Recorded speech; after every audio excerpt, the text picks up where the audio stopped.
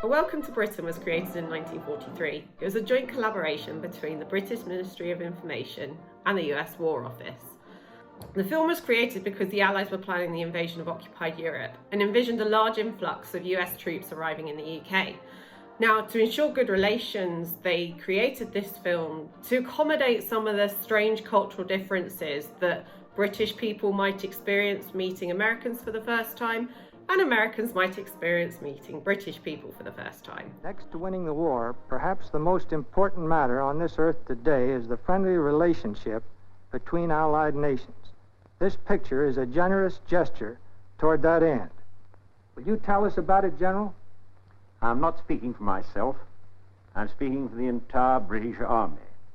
This picture is a gift from us to you, and is an attempt to show you a little what England is about.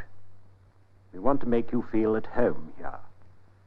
This is the 5th year of the war. We have all been at it. The Army, the Navy, the Air Force, and every man, woman, and child in this country. Yeah, I'm in it. Well, now, I'm just the guy to show you around England. Sure, I know all about it. Why shouldn't I?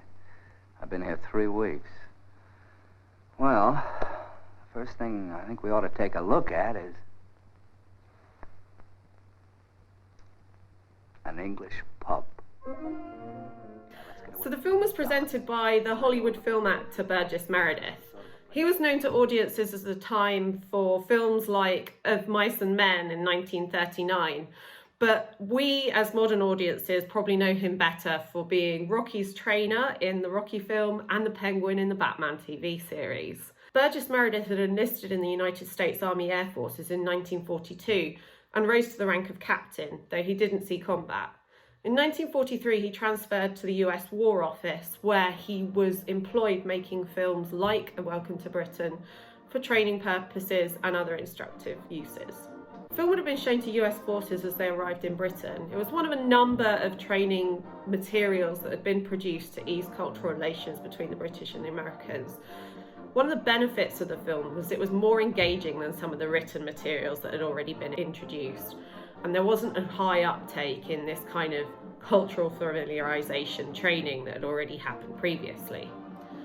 A number of British newspapers got the chance to see the film as a preview and wrote rave reviews. The Daily Mail was so fond of it, it even pushed for a public release to the general public, but it was ultimately only ever used as a training film. For Americans travelling to Britain, it would have been the first time that many of them had ever travelled abroad, or even out of their home state in a lot of cases. For the British people as well, it would have been the first time that they were encountering Americans outside of the cinema, particularly in rural areas of Norfolk and Suffolk, where there was a heavy concentration of US Army Air Forces troops. It would have seemed like Hollywood had descended on them. And in fact, some of the people serving, like Burgess Meredith and Clark Gable, were Hollywood stars themselves. Come on. Oh, wait. Before we go in, let me tell you a little about an English pub. It's not like a saloon. It's more like a club for men and women who haven't a great deal of money and who don't drink for the sake of drinking, but for the company. Now, these pubs are open for a couple of hours in the middle of the day and then again in the early evening. Men and women, after their day's work, and they work long and hard hours, come in for a bitter or mild. Oh, that's beer to you. And incidentally, the beer isn't cold in England, no. They don't like it cold, and they haven't any ice, see? So if you like beer, you better like it warm. These same people have been coming into this same pub for many years, and their grandfathers and their great-grandfathers came in before them. This particular pub, for instance, was founded about the time that our country was founded. So, well, come on, take a look. There you are, you see?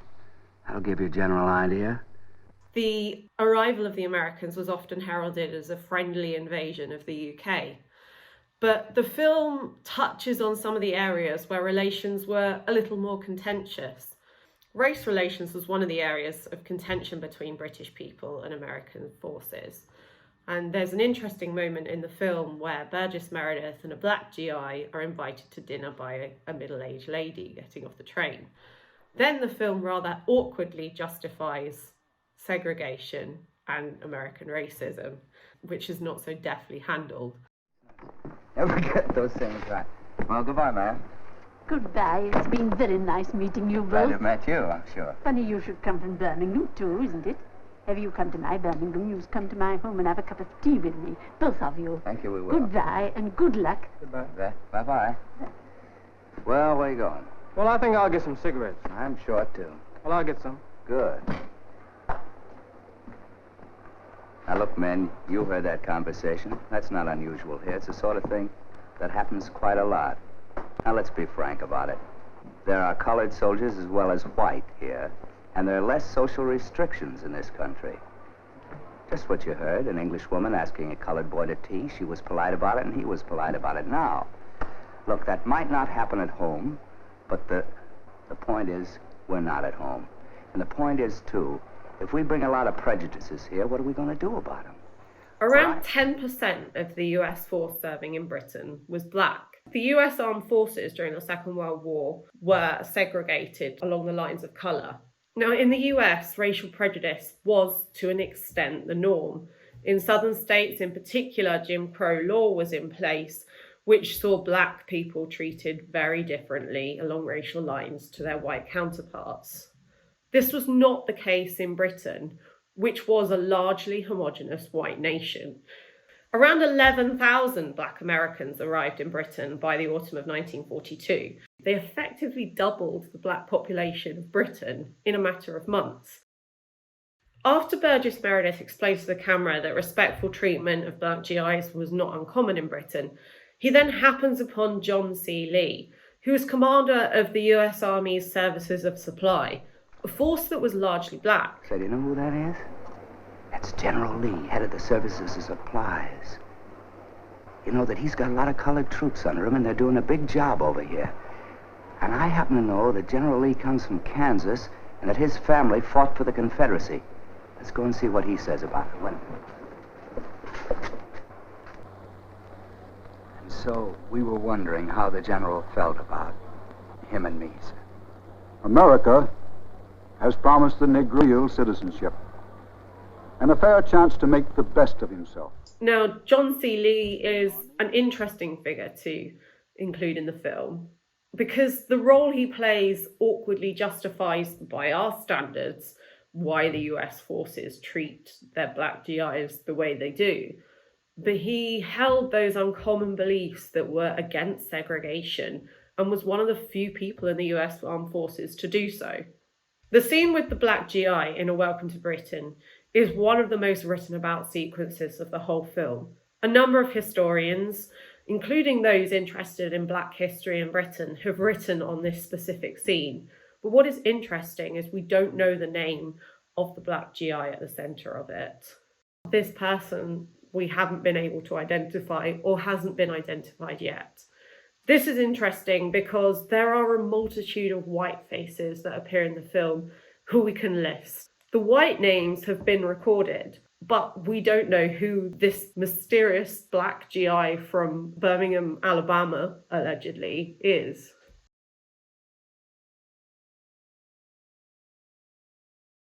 Another area of contention was to do with venereal disease. There's another scene in the film where Burgess Meredith exits a club and encounters a prostitute in London.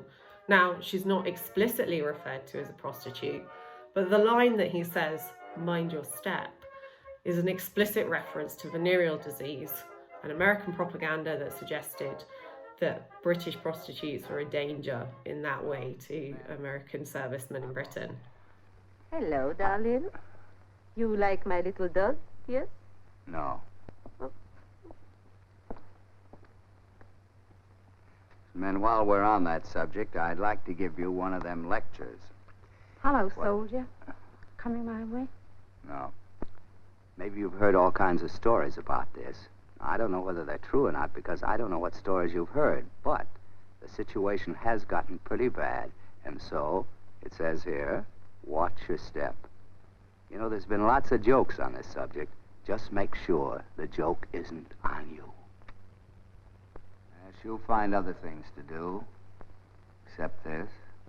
On the whole, relationships between British civilians and American personnel were generally good, and films like A Welcome to Britain helped to overcome German propaganda, which was designed to sow discord between the two nations. My personal favourite moment of the film touches on that quintessentially British stereotype of how we all drink tea all the time. And indeed, Burgess Meredith is given a cup of tea at a train station of all places and advises the Americans that wherever you go in Britain, there's tea on offer, and that the British drink it like the Americans drink Coke over there. Have a cup of tea, will you? Oh, thank you very much. Do you have an American cigarette? Oh, thank you very much. Thank you. Okay, I'll bring this right back. Right there. Wherever you go, tea. You know, the English drink tea 2-3 times a day. They drink it like we drink Cokes back in the States. Oh, Sergeant. Get going. You're going? What are you talking about? Listen, I'm very busy. I'm making a picture. I got orders. I don't know what you got, but it says here that Private AJ 192 table. Anyway, there's a lot of numbers and stuff. Then you will proceed without delay on or about, and this is about, from here to where you want it. Get going. Hey! I haven't told them how long it takes for mail to get here at first. Sometimes it takes 6 or 8 weeks. Well, they are... Look, fellas, don't get the idea that the folks at home aren't writing. The mail will catch up with you, and it'll all come at once. I tell you, they can't do this to me. Hey, wait. Hey, I haven't told them yet. On your way, Jim. Come on, on your way. Let me write down. Wait a minute. Wait a minute. I haven't told you guys yet about... All right, keep moving there. Sorry, I can't finish the picture. That's up to you.